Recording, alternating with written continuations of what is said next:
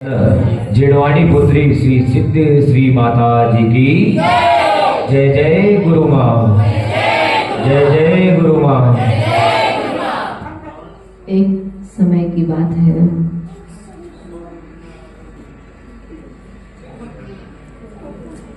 नगर में भगवान महावीर स्वामी का समोसण पधारा है। यह समाचार नगर वासियों को दिया गया और जब यह समाचार नगर वासियों को दिया गया तो सब तैयार होकर के समोसरण में जाने की तैयारी करने लगे।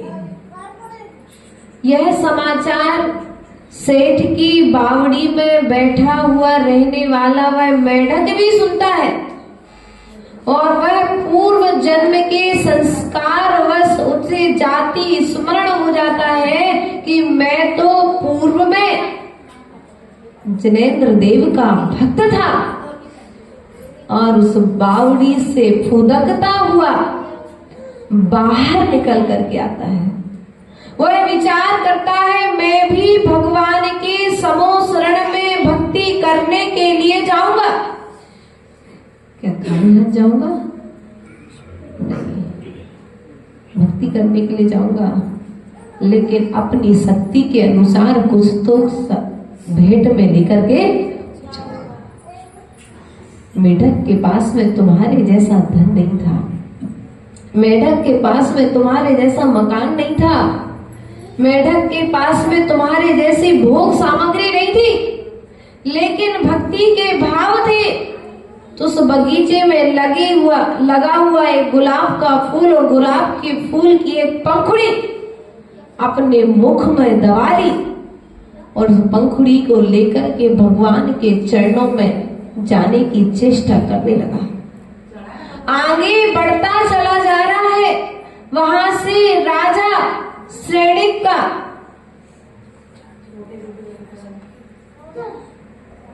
हाथी वहां से बढ़ रहा है, इधर से मेढक बढ़ रहा है, लेकिन कर्म का उदय उसका ऐसा आया कि वह मेढक जल्दबाजी के कारण, उत्साह अधिक होने के कारण वह मेढक उस हाथी के पैर के नीचे आ गया। और जैसे ही हाथी के पैर के नीचे आया तो मर जाना चाहिए आपके हिसाब से, तो ध्यान रखना उसके शरीर का मरण तो हो गया लेकिन उसकी आत्मा अमर हो गई, अर्थात वह देव गति को प्राप्त हो गया। मेढक भक्ति करने वाला जीव त्रैंच गति का जीव, संगी पंचेंद्रिय जीव है और हम मनुष्य हैं। उस बावड़ी में पड़े पड़े उसने सुना था कि भगवान का समोसण आया है, मुझे जाना है। सब जाएंगे तो मैं भी। राजा श्रेणिक तो यहीं पर हाथी पर बैठा रह गया और वहां पर वह मेढक देवगति को प्राप्त कर भगवान के समोसण में पहुंच गया। इसलिए प्रिय बंधुओं, अपने भक्ति के भावों को उज्जवल करो, अपनी भावनाओं में बढ़ोतरी करो। भगवान के अलावा अन्यथा शरणम नास्ति, कोई दूसरा शरण नहीं त्राता, नहीं त्राता, नहीं त्राता जगत रे। वीतराग परो देवो ना भूतो ना वीतराग देव के अलावा ना भूत में कोई हुआ है तारने वाला, ना भविष्य में कोई होगा। एकमात्र वीतरागी देव है जो संसार के दुखों से हमें बचा करके हमें सिद्धालय में सुख के साथ बैठाने की ताकत रखते हैं, और हम इनसे दूर। तो भगवान के दरवाजे पर बुलाना पड़ रहा है और मंदिरालय के दरवाजे पर व्यक्ति स्वयं जा रहा है बिना बुलाए। भैया पंचम काल आ गया है, ऐसा किसी ने बताया तो बहुत समय पहले कि ग्वाले को दूध देने आना पड़ता है दरवाजे दरवाजे पर। और बाकी लोग दारू लेने के लिए है मदरालय। ध्यान रखना है हम क्या कर रहे हैं, हमारी करनी का फल हमें ही मिलने वाला है, इस बात का विश्वास रखना। तुमने जो यहाँ पर दान दिया है, ध्यान रखना इस दान का फल ना तो हमें मिलना है, ना भैया जी को मिलना है, ना जो मंदिर में विराजमान वीतराग देवी ना उनको मिलना है। मिलेगा किसको? लो तो मिलेगा किसको दान का फल है? गूंगे हो क्या?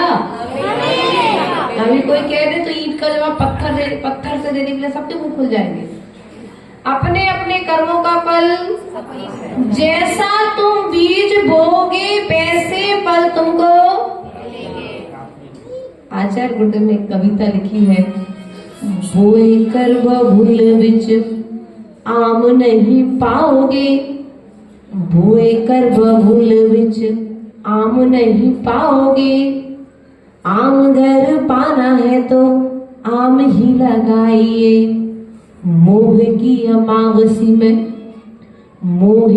अमावसी में रोशनी ना पाओगे, पाना है प्रकाश तो चिराग तो जलाइए, पाना है प्रकाश तो चिराग तो जलाइए। ध्यान रखना है अनादिकाल से जो हम मोह के और मिथ्यात्व के कारण संसार में भटक रहे हैं, उस मिथ्यात्व को त्यागने की जरूरत है। हमारा यह है भव जीव वीतराग देव को छोड़ करके अन्य देवों की शरण में चला जाता है। ध्यान रखना, धनंजय कभी किसी की शरण में नहीं गए, पुत्र को सर्प ने डस दिया। हमारे मानतुंग गोस्वामी किसी की शरण में नहीं गए, 48 तालों में बंद कर दिया गया। हमारे मानतुंग गोस्वामी किसी की शरण में नहीं गए। जब उन पर संकट आया, सबने बादीराज स्वामी जिनको कुष्ठ रोग हो गया, वे किसी वैद्य के पास में नहीं गए। यदि किसी के पास में गए हैं तो वीतराग देव के चरणों में आए, और वीतराग देव के चरणों की सेवा का फल ही हुआ कि उनका कुष्ठ रोग शमन हो गया। यह विधान जो हमने किया है, यह विधान कोई सामान्य विधान नहीं है भैया। हम तो इस सबसे कहते हो, सब जगह कहते हैं, तुम लोग विधान करते हो, इस विधान को जीते हैं। क्या जीते हैं? हमारी श्वास में सिद्ध चक्र होता है, हमारे हर चर्या में, हर क्रिया में, प्रत्येक भावना में सिद्ध चक्र को नमस्कार होता है। एक आस्था का केंद्र है, एक विश्वास का केंद्र है कि जो भी काम हमारा सिद्ध चक्र विधान से प्रारंभ होगा, वो कार्य हमारा मंगल होगा। और ये सिद्ध चक्र महामंडल विधान हमारे पंच कल्याणक महामहोत्सव का मंगलाचरण है। ध्यान रखना है, तुम्हारे जीवन को परिवर्तित करने वाला है। देखो तो उस श्रीपाल ने कर्म कौन सा किया था? कहानी सुनी श्रीपाल की भैया? कहानी सुनी कि नहीं सुनी श्रीपाल की? है समझ में कितनी आई? उसने जो पाप किया था, कौन सा पाप किया था? मुनि की निंदा की थी। किसकी निंदा की थी? और हम तो बड़े प्रेम से करते भी हैं और सुनते भी हैं। ध्यान रखना, जो मुनि की निंदा कर रहे हैं, मुनि की, आरिका की, त्यागी व्रति की, सम्यक दृष्टि की जो निंदा कर रहे हैं, ध्यान रखना कल उनकी निंदा भी इस नगर में। राजा श्रीपाल ने राजा श्रीकांत की पर्याय में पूर्व भाव में की थी। सीता ने सीता के भाव में कोई पाप नहीं किया था, सीता के पूर्व के भाव में पाप किया था। तो उसे सीता की पर्याय में आकर के फल बोलो तो भोगना पड़ा कि नहीं? तुम्हें भी भोगना पड़ेगा कि नहीं? हंस हंस के कर्म बांध लो, फिर रो रो करके कर्म भोगना। अभी हंसते जब बांधते समय तो ध्यान देते नहीं हो, पर बाद में हमारे पास रोते, माता जी क्या करे, अब ऐसी तकलीफ आ गई। भैया क्या करो तो तुमने कोई मुनिराज की निंदा की थी, वीतराग देव की अभिनय की थी, जिनवाणी का अपमान किया था, चारित्रधारी की अवहेलना की थी, उनकी विनय में कोई कमी रखी थी, उसका प्रतिफल है कि आज तुम दुख के भागीदार हुए हो।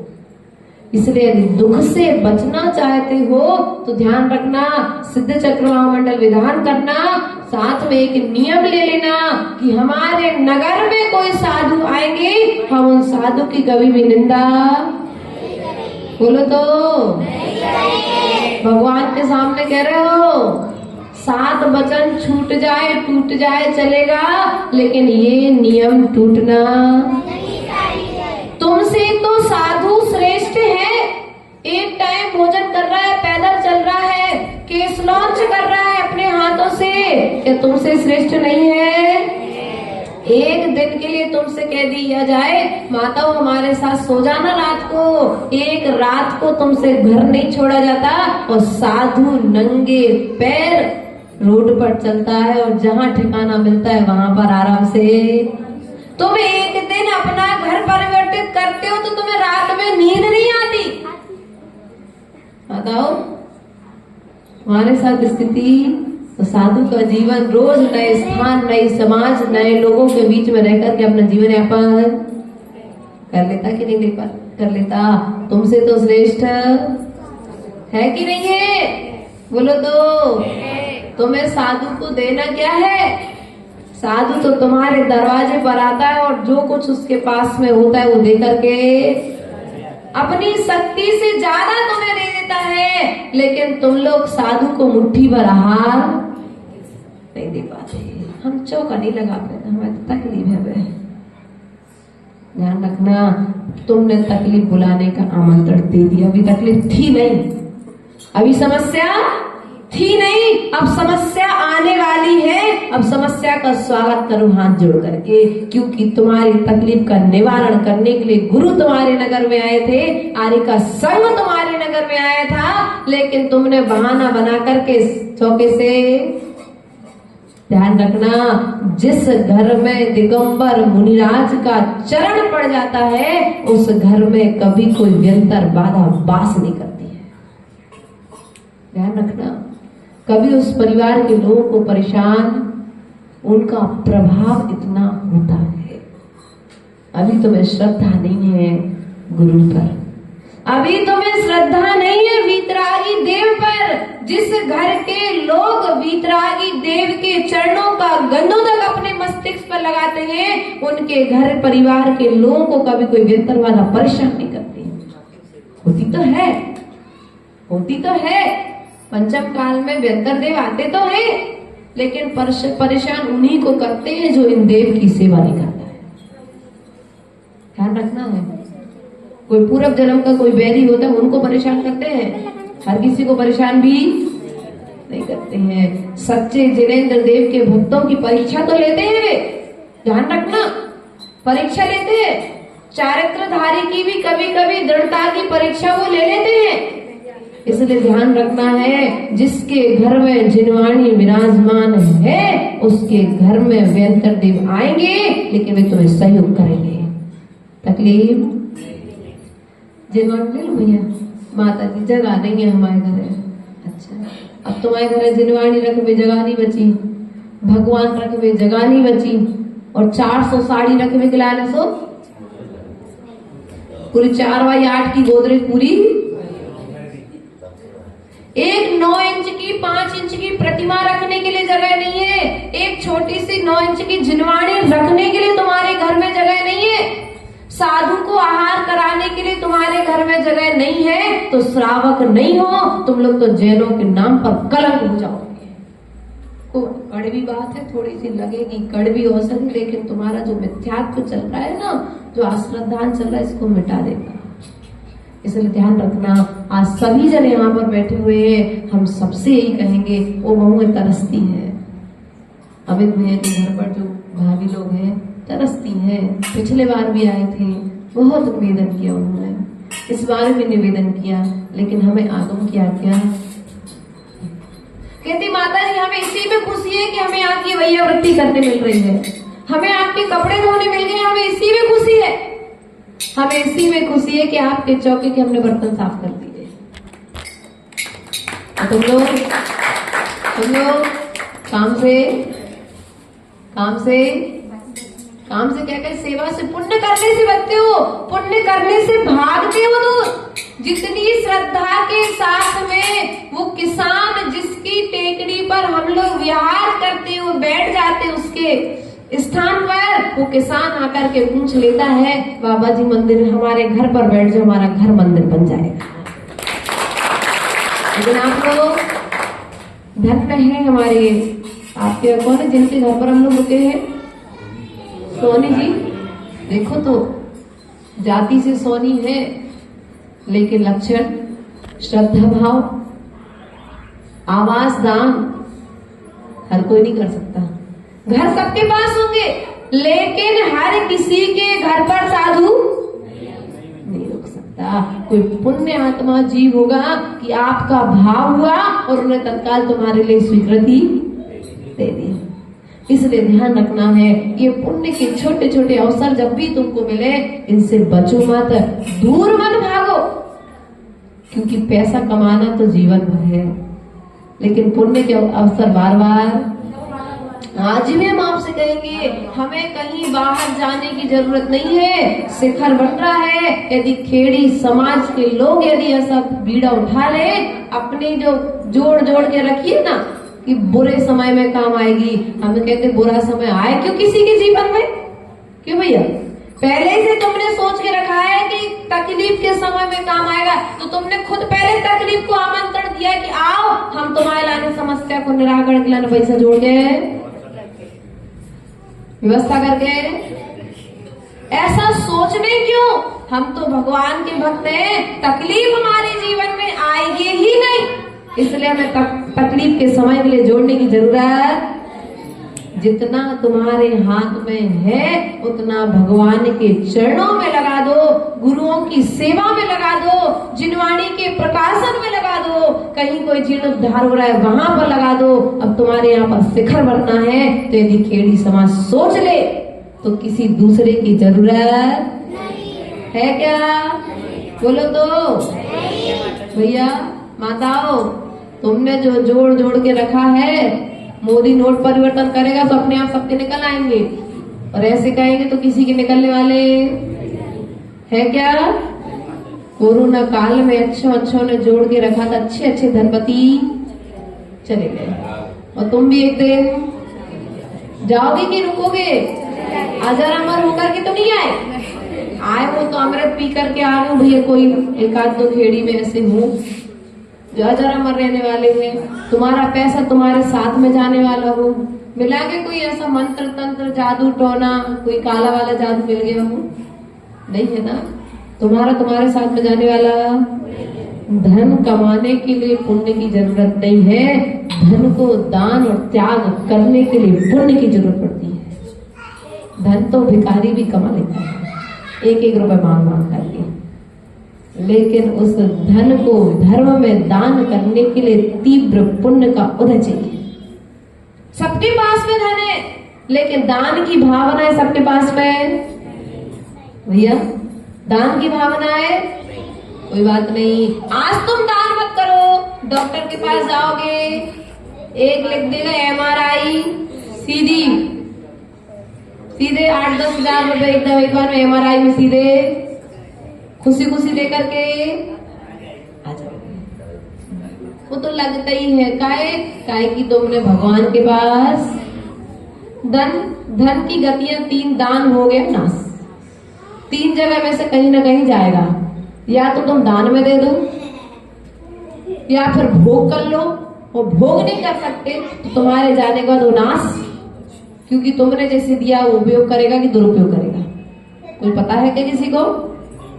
ध्यान रखना है। इसलिए हमारा आपसे कहना है, एक साल के लिए, अब तो ये कहते भैया अभी 3 नाम लिखिए तुम्हारे यहाँ शाश्वत निधि दान दाताओं के। हम तो कहते पर व्यक्ति का नाम होना चाहिए, पर व्यक्ति का नाम होना चाहिए इस कागज पर। हर एक घर से यदि देखो कमाते सब है, लेकिन दान में मात्र पापा जी का नाम लिखते हैं। बेटा भी कमाता है, बहू भी कमाती है, सास भी कमाते हैं, ससुर भी कमाता है, लेकिन दान में मात्र, बोलो तो क्या है विक्की भैया, दान में मात्र पापा जी का नाम लिखो। अपना भी नाम लिखा सकते हो तुम दान के लिए। इतना तो फिक्स कर सकते हो कि हम 1100 रुपए सालाना मंदिर के लिए द्रव्य फंड में कर सकते कि नहीं कर सकते, बोलो तो। एक गोलक रखो अपने घर में। जब हम लोग बरुल बाजार पहुंचे ना प्रशांत भैया, तो सिद्ध चक्र विधान करने का भाव आया। तुम्हारे कुलदीप भैया की बच्ची, जब हमने बात रखी तो जो रामायण चल रही थी, वह 3 दिन की पहले जैन रामायण हुई थी चौराहे से, उस चौराहे पर आकर उस बच्ची ने हमको गोलक दी कि माता जी सबसे पहले हम सिद्ध चक्र महामंडल विधान के लिए अपने गोलक देते हैं। और उस बच्ची के सच्चे भावों से वो दिया गया दान, उसके फल से ये हुआ कि सिद्ध चक्र महामंडल विधान अच्छा हो गया। तो हम जोड़ जोड़ करके संग्रह करने की प्रवृत्ति तो सिखा रहे हैं बच्चों को, लेकिन दान करने की प्रवृत्ति, यदि तुम्हारे पूर्वजों ने दान नहीं किया हो तो ये मंदिर नहीं होता आज। इसलिए हम आज की पीढ़ी से कहना चाहेंगे कि आप लोग भी दान की प्रवृत्ति सीखो। यदि लोगों ने दान नहीं किया होता तो आज 1000 करोड़ का लगभग कुंडलपुर का मंदिर बन गया, और अभी 400 करोड़ का कार्यक्रम उसमें बाकी है। यदि नहीं दिया होता तो लोगों ने दान, तो मंदिर बनता क्या, बोलो तो। क्यों नहीं बनता? उन्हें दान की महिमा मालूम है। हजारों वर्ष के लिए बड़े बाबा के मंदिर को आचार्य ऋषि ने जयवंत कर दिया। आचार्य भगवत विचार कर रहे थे हम, आचार्य भगवत विद्यासागर जी महाराज ने नए क्षेत्रों को नहीं बनाया। प्रशांत भैया बताओ, एक आध क्षेत्र कोई नया बनाया, अलग से कोई नया मंदिर बनाया हो है? कोई किसी के स्मरण हो, हमारे स्मरण में ना हो, ऐसा कुछ है स्थान? समाज ने नए मंदिर बनाए, लेकिन आचार्य भगवत विद्यासागर जी ने प्राचीन जो मंदिर थे, जो धरोहर जीर्ण शीर्ण होने वाली थी, उस धरोहर के लिए हजारों वर्षों के लिए जयवंत कर दिया। 1000 नए मंदिर बनवाना और एक पुराने मंदिर का जीर्णोद्धार कराना, अर्थात 1000 नए मंदिर बनाने का जो पुण्य है वो एक मंदिर के जीर्ण उद्धार का पुण्य है। इसलिए प्रयास और पुरुषार्थ करो। अपना धन कहां पर दो? पार्टी में, घूमने में, होटलों में घूमने में कहां दोगे, बोलो तो। हमको याद है कि हम लोग को एक गोलक रखवाई जाती थी, और उस गोलक में पैसा इकट्ठा करके फिर कहते थे भैया तुम इतना दान, परिश्रण पर में त्याग धर्म के दिन वो पैसा मंदिर में। तुम लोग क्या सिखाते हो? मोबाइल पकड़ा दिया, बच्चे से छुट्टी। संस्कार देने की फुर्सत है क्या? दादी के हाथ में मोबाइल, बहू के हाथ में मोबाइल, पिता के हाथ में मोबाइल, दादा के हाथ में मोबाइल, तो बच्चे संस्कार कैसे होंगे? पहले के लोग, पापा यदि व्यापार करते तो दादा बच्चों को संभाल लेते थे, दादी यदि कुछ काम करती थी तो माँ संभाले, तो माँ करती थी तो दादी संभाल लेती थी। लेकिन आज क्या है, किसी को टाइम, ये छोटे छोटे बच्चे जिनकी अभी कुछ उम्र नहीं है, ये क्या कह रहे, हमारे पास समय, किससे सीखे बोलना? अब ये ना समय का भी कोई ज्ञान नहीं है, ये बोलना कहाँ से सीखे? आपसे। मम्मी ने कहा होगा कभी माँ से, मम्मी ने कहा होगा कभी पापा से मेरे पास समय नहीं है, कभी फोन पे नानी से, मौसी से, बुआ से कहा होगा समय नहीं मिलता, तो बच्चे सीख गए हमें भी समय ना। ये भी रोटी बनाते ना कमाने जाते हैं, अपने हाथ से खाते बस है, माँ बना के देती है सो। इसके बाद यदि इनके पास वो समय नहीं है तो फिर कब क्या करेंगे? हमने सिखाया ना इनको नेगेटिव पॉइंट बोलना, नेगेटिव बोलना हमने चालू किया तो ये भी बोलना, और तुम पॉजिटिव बोलोगे तो ये भी पॉजिटिव बोलेंगे कि नहीं बोलेंगे? इसलिए नकारात्मक बोलना बंद कीजिए। मैं हर कार्य कर सकता हूँ, मेरे भीतर हर कार्य करने की क्षमता है। तुमने तो सोचा था कि बादाम में हो जाएगा विधान, लेकिन भैया जी ने और माता जी ने प्रेशर दिया तो पूरे नरियल कहाँ से आए? किसने दिए? तुमने दिए ना ला करके, बाहर का तो कोई नहीं आया ना। ध्यान रखना है, तुमने भाव बनाए सो विधान हो गया, और तुम भाव नहीं बनाते तो विधान भी नहीं होता ना। तुम्हारे भक्ति का प्रमाण पत्र है सिद्ध चक्र महामंडल विधान निर्विघ्न रूप में संपन्न हो गया है। तो विचार करना है, मंडल पर कलश रखे हैं, ये कलश कौन लेकर के जाएगा? हम ले जाए?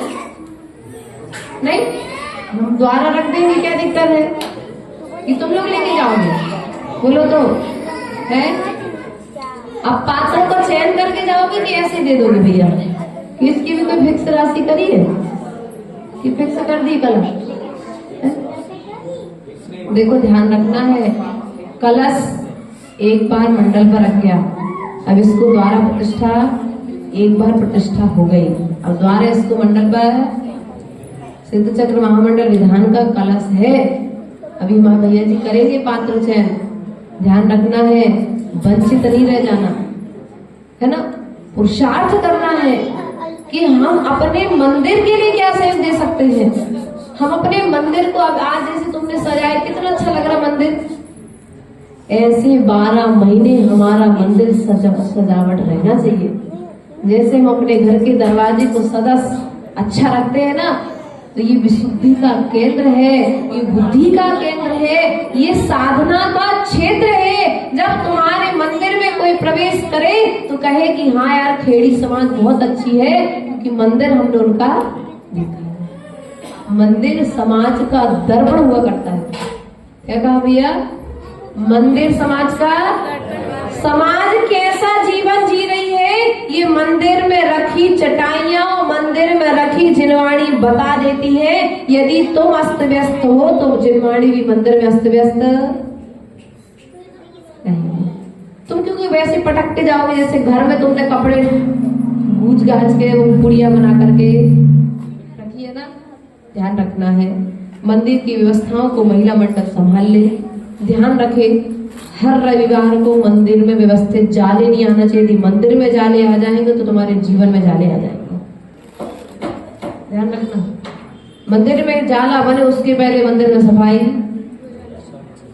मालिक का इंतजार मत करो, काम वाले का इंतजार मत करो। यदि 12 बज गया और नहीं आया है 2 बजे तक, 2 बजे के बाद मंदिर में गन्नों तक नहीं रखा होना चाहिए, चावल नहीं पड़े रहना चाहिए।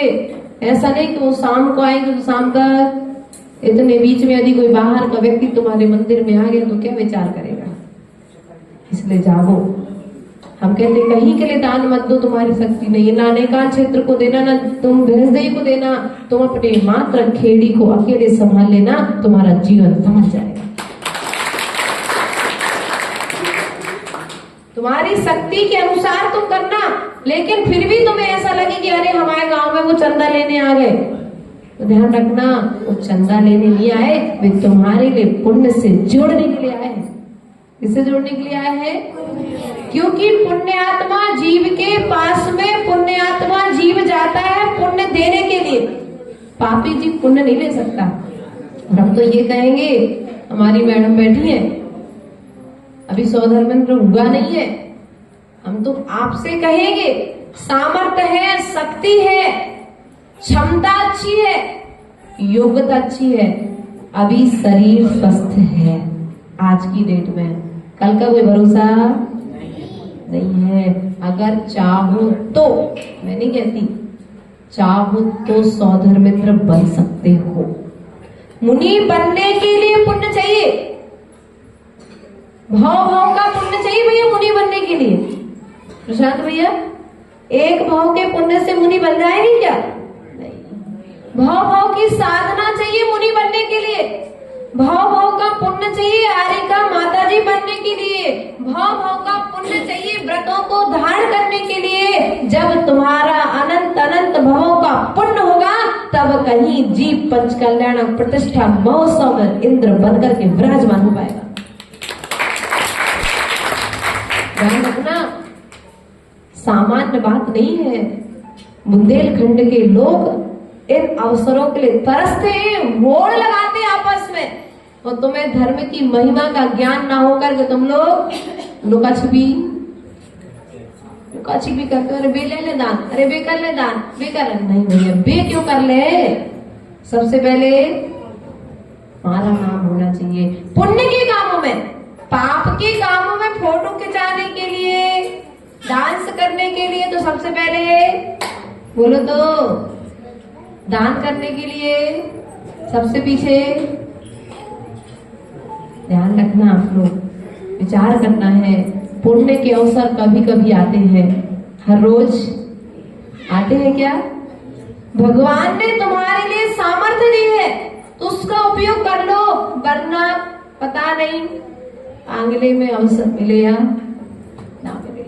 ध्यान रखना, अनेकांत क्षेत्र का पंचकल्याणक होगा साल 2 साल बाद, और जब होगा तुम तरसोगे कि हम बन जाए, तो वही बोली 50 लाख से कम में नहीं जाएगी। ध्यान रखना, इसलिए तुम्हारे बीच में अभी अवसर आज आए थे भैंसदेही वाले, बोले हमको, मैंने कहा मैं बात रख दूंगी, जिसका पुण्य होगा वो आगे आएगा, जिनका पुण्य नहीं होगा वे सोचते रहेंगे लेकिन आगे नहीं आ पाएंगे। कहीं कोई बच्चे से पूछेगा, कोई बेटी से पूछेगा, कोई सास से पूछेगा, कोई ससुर से पूछेगा, और बच्चे रह जाएगा। इसलिए विचार करना है, जो जीवन भर कमाया है उसे धर्म के क्षेत्र में अपनी शक्ति के अनुसार लगाने का पुरुषार्थ करोगे तो तुम्हारा जीवन मनुष्य पर्याय पाना सार्थक होगा कि नहीं होगा? बोलो तो। काय के लिए पाई मनुष्य पर्याय? धर्म करने के लिए पाई है, पूजन करने के लिए तुमने मनुष्य पर्याय पाई है। और जब ये सब कुछ नहीं कर पाए तो फिर तुम्हारा सब कुछ पाना, ये सौधर्म इंद्र की महिमा तो देखो भैया। आचार्य भगवत विद्यासागर जी ने स्वयं कुंडलपुर पंच कल्याणक में बताई। उन्होंने आचार्य विशुद्ध सागर महाराज जी ने अभी सुमति धाम में जब कार्य हुआ, मनीष गोदा जी जो सौधर्म इंद्र बनकर उन्होंने इतना बड़ा मंदिर बनवाया और काम किया, उसकी महिमा बड़े बड़े आचार्यों ने बताई है। एक बार सुन लेना, फिर विचार करना कि तुम कितने अज्ञान में हो। अपने अज्ञान को ज्ञान की ओर लेकर के जाओ, तभी तुम्हारा कुछ कल्याण होगा। क्योंकि अज्ञानता पूर्वक तो अनादि काल से कार्य कर रहे हैं, लेकिन ज्ञान पूर्वक हमने एक भी भाव में प्रवृत्ति नहीं की है, इसलिए हमें पंचम काल में आना पड़ा है। अब पंचम काल में ना आना पड़े तो पंचम काल में भी पंचम गति की तैयारी कैसे होगी? तो पूजन विधान आदि कार्य करके होगी कि नहीं होगी? कौन करेगा? बोलो तो। पड़ोसी करेगा? कौन? आप लोग करोगे कि पड़ोसी करेगा? ध्यान रखना है बेटा, जब तुम लोग नौकरी करने लगो, पढ़ाई कर रहे हो, यही सिखाया जा रहा है कि पढ़ाई करना तो बेटा नौकरी भी करना। हमने दोनों गवाह है, तुम्हारे तुम कमा के भी लाना।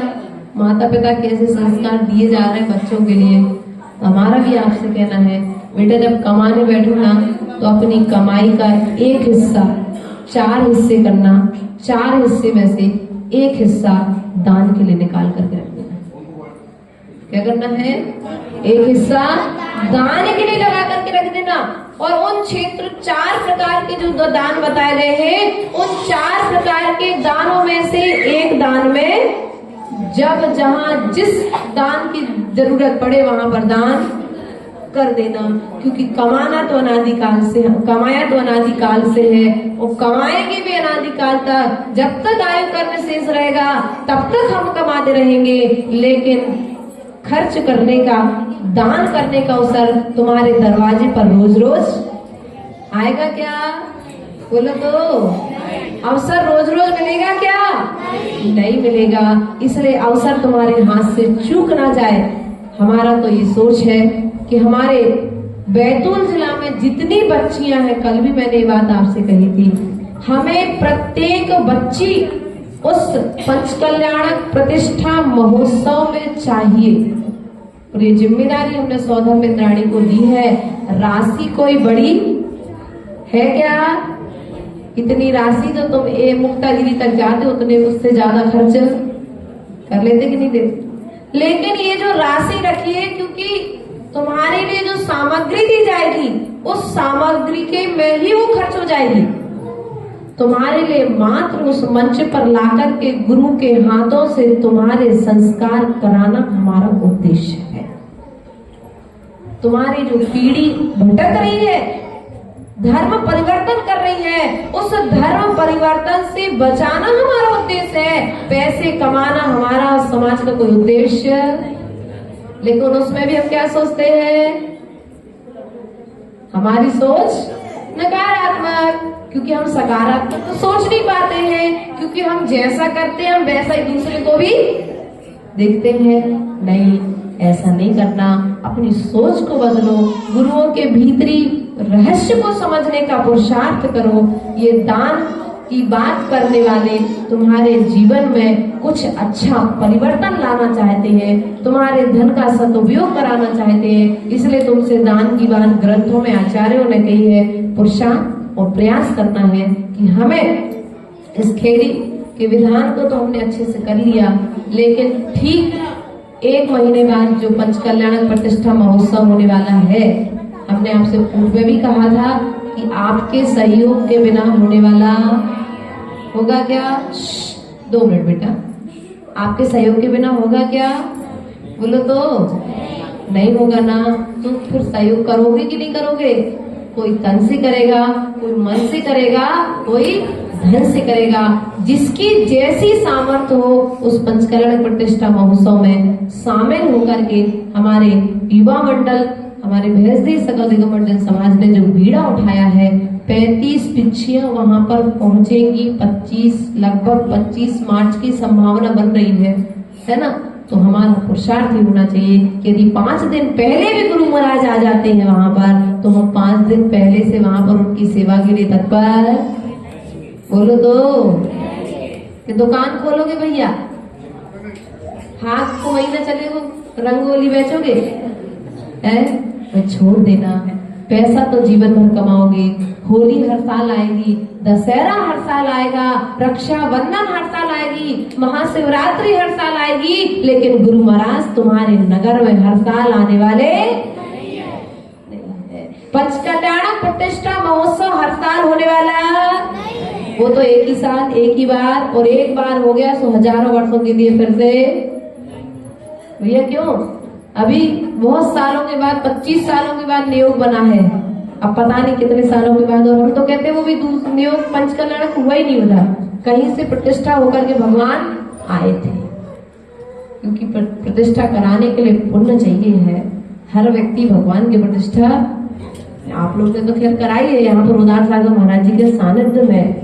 तो हमारा कहना है आपको अनुभव है कैसे करना है, क्या करना है। जिनको अनुभव है वे अपने अनुभव समाज को देकर के उनका सहयोग कर सकते हैं। जो जिस रूप में भी सहयोग करेगा, हमारी रानी दीदी बिरुल बाजार से रानी भाभी यहाँ पर विराजमान है तो यहाँ खेड़ी की भी है, चिचौली की भी है, बिरुल की भी है, लेकिन हम दोनों बिरुल बाजार की जानते हैं।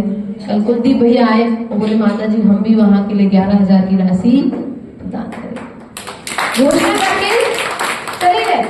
तो हमारा पुरुषार्थ ये होना चाहिए कि तुम्हारे दरवाजे तक यदि वो नहीं पहुंच पा रहे हैं और तुमको खबर लग गई कि उनको तुम्हारी जरूरत है, क्या करोगे? अरे दरवाजे तक बुलाओगे कि बिना दरवाजे पर जाए उनका सहयोग करोगे? बोलो। बुद्धिमान व्यक्ति क्या करते हैं? बिना दरवाजे पर बुलाए भी सहयोग करते कि नहीं करते? तो प्रयास और पुरुषार्थ आपका भी होना चाहिए। इस पंचकल्याण प्रतिष्ठा महोत्सव को हमें सफल बनाना है, सानंद पूर्वक संपन्न करना है, गुरुओं की सेवा करना है, प्रभु की भक्ति करने में हमको पूरे 7 दिन। और हम तो कहते हैं कि 25 मार्च से पूरा खेड़ी वहां पर पधार जाए। यदि गुरु महाराज समय से पूर्व वहां पर आते हैं तो आपकी सेवाएं गुरु की सेवा में समर्पित होकर के आपके सौभाग्य को जगाएंगी। इन्हीं भावनाओं के साथ में परम पूज्य आचार्य गुरुवर 108 विभव सागर जी महाराज की जय। हमारे बीच में है।